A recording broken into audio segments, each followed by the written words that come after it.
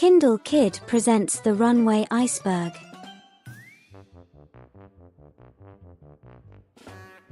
Land ahoy, shouted Rossi, looking out to sea with her telescope.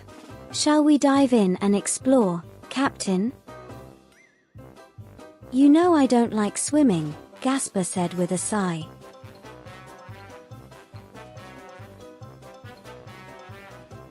Suddenly, a cracking sound came from below them. Before they had realized what was happening, a chunk of ice had broken off and Gasper and Rossi were floating out to sea on an iceberg.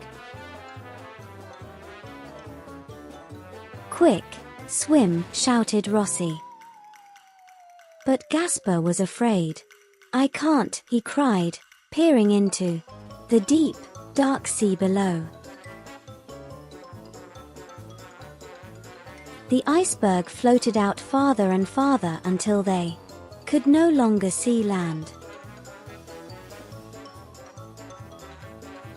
What are we going to do? Asked Gasper, trembling. How will we ever get back? We're brave explorers, remember, said Rossi, holding Gasper's flippers. We will find a way. Gasper took a deep breath. I guess we could use our flippers to row back, he said. But which way is home?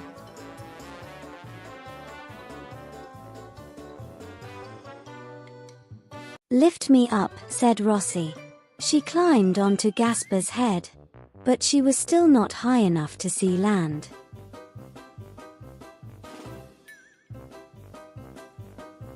Try jumping, she suggested, giving him a little nudge with her foot. Gasper jumped, and they both landed on the ice with a thud.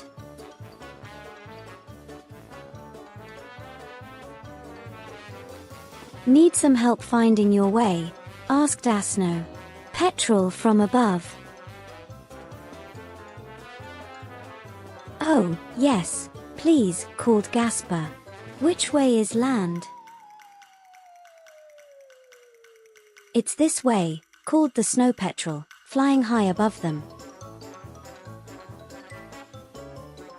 Gasper and Rossi used their flippers to row as hard as they could, but the current kept pushing them the wrong way.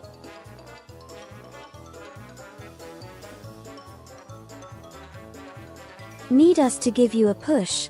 Asked an Antarctic silverfish from below. Oh, yes, please, called Gasper. The silverfish pushed the iceberg along. Until suddenly, it became stuck. We'll never get through here, exclaimed Gasper. Need some help breaking through the ice? Asked a blue whale from the deep.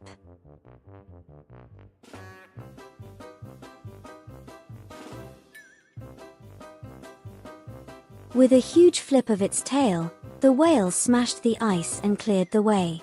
Gasper and Rossi bobbed along behind it, glad to finally be on their way back to safety. Land ahoy, squawked the snow petrel. It's all been a great adventure, said Rossi, grinning. We're just like real explorers. The sun shone brightly in the sky as Gasper and Rossi headed for home. Hey, stick to your side, Captain, laughed Rossi, as Gasper's tail feathers tickled her feet. The two penguins turned to face each other in shock. The iceberg was getting smaller and smaller. It's melting, shrieked Gasper. We need to move faster. I'm right on the edge, grumbled Gasper. The silverfish swam quicker, and the blue whale helped to push. But the ice was melting too fast. We'll have to swim from here, said Rossi. You can do this, Gasper. I know you can. You are the captain, after all. The silverfish started to cheer. Gasper, Gasper, Gasper. Soon, everyone had joined in, and Gasper began to feel braver. Gasper gulped. Then, with one big jump, he splashed into the water. "Beerah," he spluttered. "It's so chilly." "Use your flippers," shouted Rossi as she dived in over Gasper's head.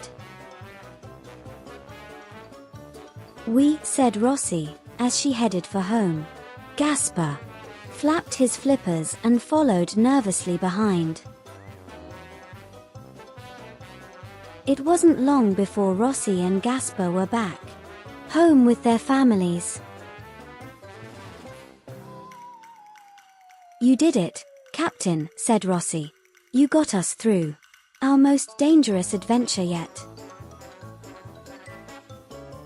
"I guess I did," agreed Gasper, feeling proud. "But I couldn't have done it without my trusty first mate." Thank you for watching the video. Kindlekid presents The Boy and the Rainbow.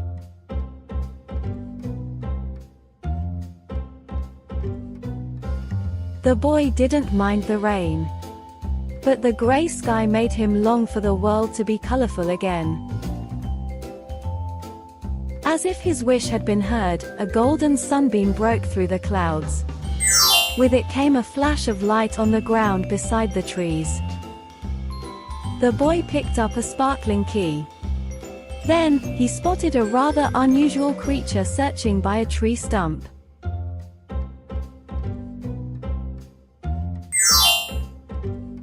"Oh, raindrops," said the creature.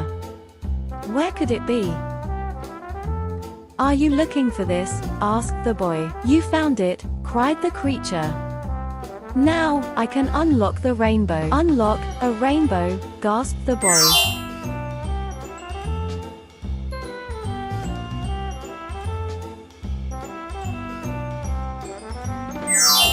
"Watch the key. It will guide us as we unlock each of the colors," said the creature. "Every time it changes, a new magical door will be revealed."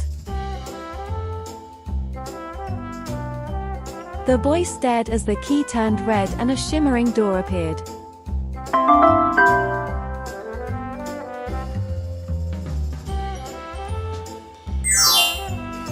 "Step inside," called the creature.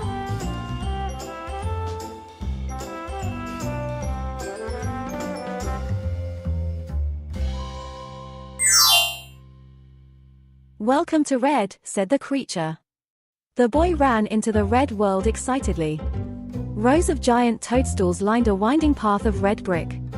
They hopped from one to another as red parrots raced above them.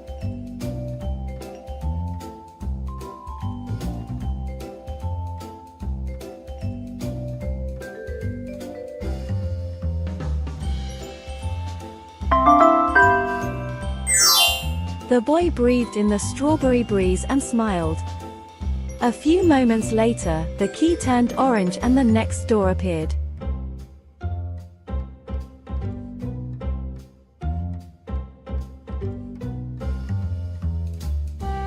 The boy giggled as a group of friendly tiger cubs tumbled around him.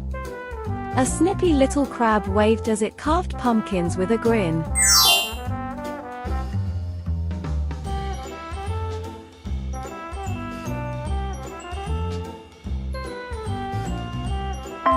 The boy stared at the warm orange sunset and wished he could stay forever. But soon, the key turned yellow and the next door appeared.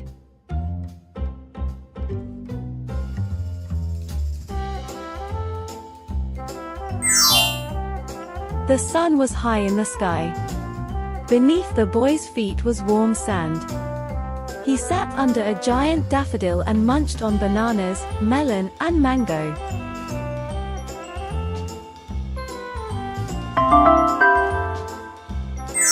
The boy closed his eyes and listened to the song of a canary.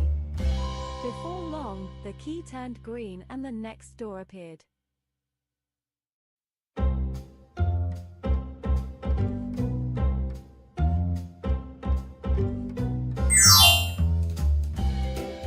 They stepped out onto a springy bed of moss. The boy was filled with joy as they bounced higher and higher. Vines tickled their heads and they grabbed one each to swing on.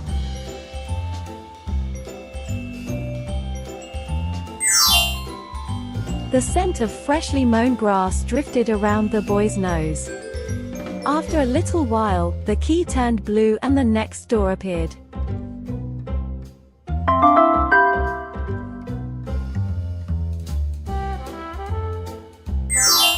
They walked out onto a jetty. The cool ocean was so inviting that they dived straight in. They floated in the water calmly as fish and whales swam beneath them.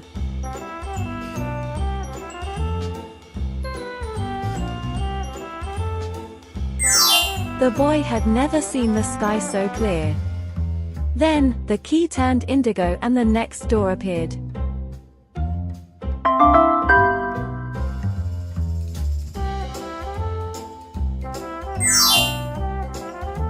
The sky was dark and the smell of blueberries filled the air. The boy walked over smooth pebbles that led to a river of ink. He dipped his finger in and drew patterns on the stones.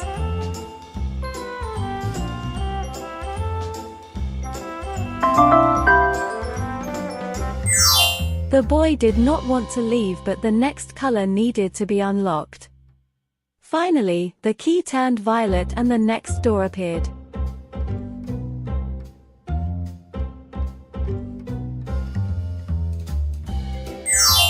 The boy was amazed to see a vast meadow of flowers. The lovely scent of lavender wafted up his nose. Rocks made of quartz formed a pool with starfish dancing in the water.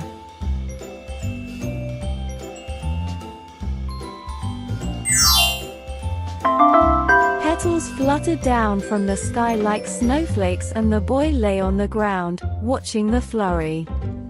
The key lost its colorful glow and the door that led back home appeared.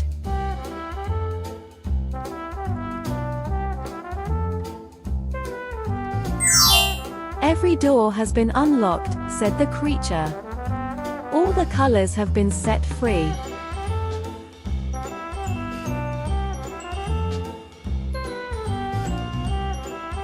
What happens now? Asked the boy as he stepped out of the door and found himself back in his garden.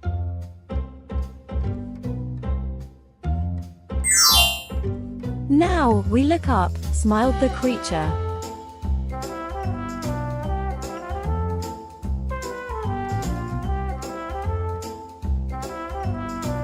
There it was.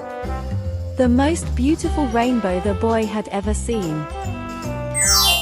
And the world was colorful once more.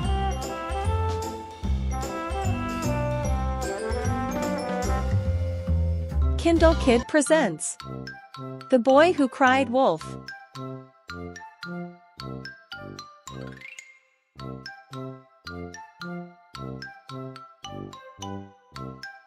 There was once a boy who looked after sheep. The boy was bored. One day, he played a trick on the villagers. The boy cried out that there was a wolf attacking his sheep, even though there wasn't.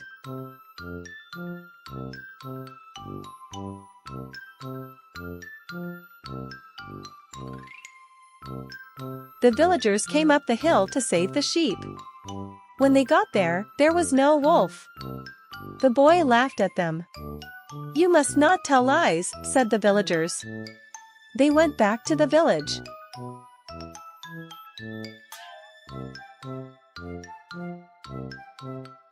Soon the boy was bored again. He shouted, "Wolf! Wolf!" The villagers rushed up the hill to save the sheep. When they got there, there was no wolf again. The boy laughed at them again.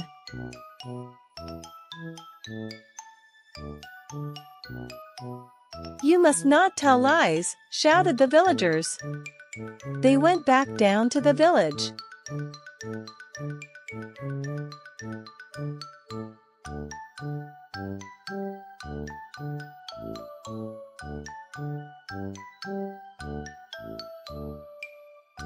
Later that day, a wolf did come into the field. The boy shouted and shouted, "Wolf! Wolf!" This time no one came to help, and the wolf ate all of the sheep.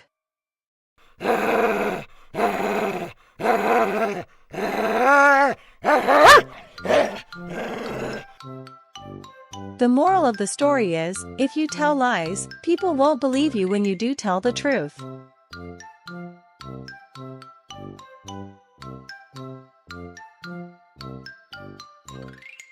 Thank you for watching the video. This is end of the story. See you next time.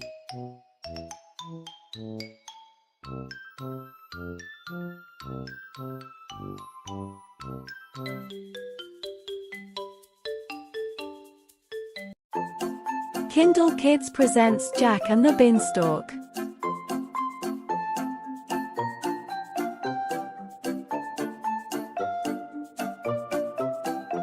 Once upon a time, there was a boy named Jack.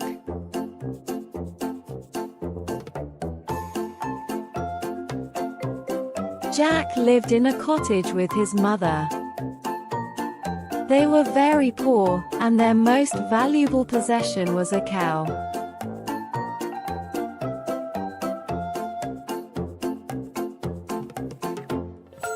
One day, Jack's mother asked him to take the cow to market to sell.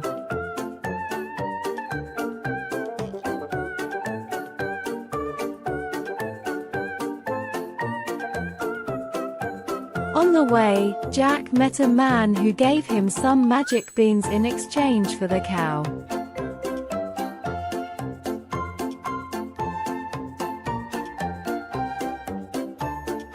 When Jack came home with the beans, his mother was angry. She threw the beans out the window and sent him to bed.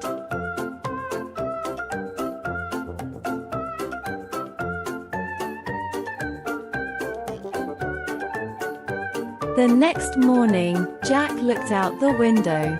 A giant beanstalk had grown in the garden.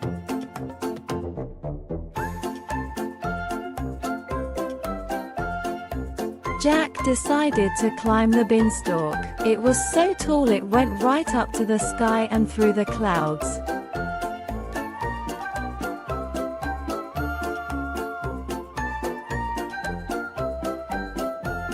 When Jack finally reached the top, he saw an enormous castle.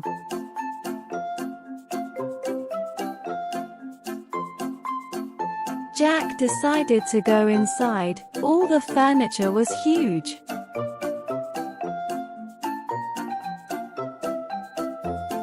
Suddenly, Jack heard a loud noise. He ran into a cupboard to hide.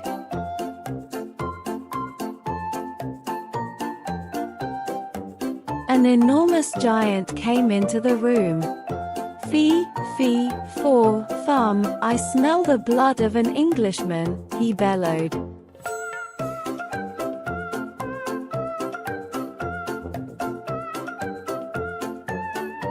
The giant sat down at the table.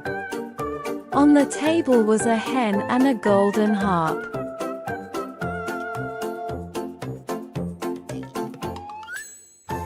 "Lay," said the giant. The hen laid an egg. It was made out of solid gold.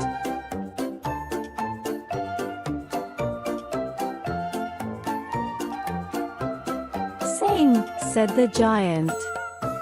The harp sang. The giant fell asleep.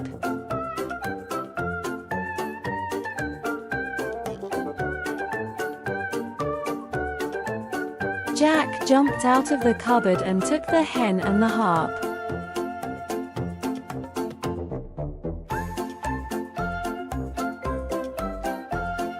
As Jack ran, the harp cried, "Help, master!"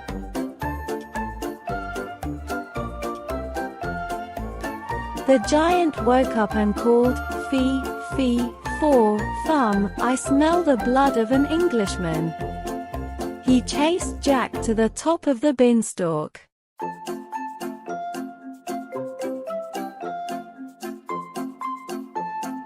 Jack climbed down the beanstalk, and the giant followed him.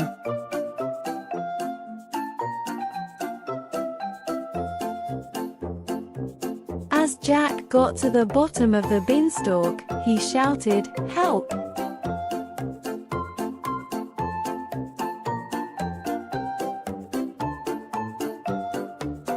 Jack's mother came out with an axe. She used it to chop the bottom of the beanstalk.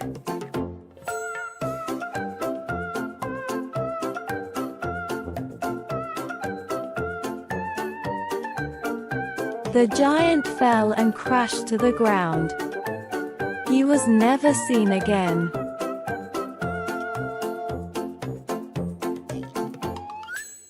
With the golden eggs and the magic harp, Jack and his mother lived happily ever after.